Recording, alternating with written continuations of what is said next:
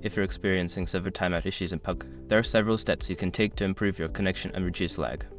Follow these steps to enhance your gaming experience. Step 1. Check your internet connection.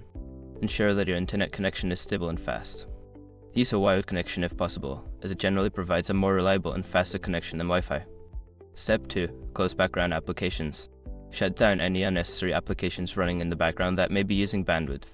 This includes streaming services, downloads, and other online activities that can slow down your connection. Step 3. Change server region.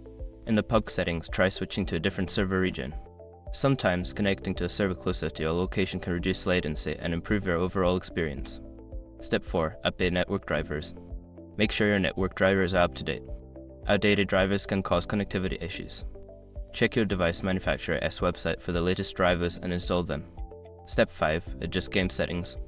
Lower the graphics settings in PUBG to reduce the load on your system.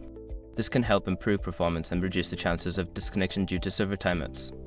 By following these steps, you should see an improvement in your connection stability and a reduction in server timeout issues. Enjoy your gaming!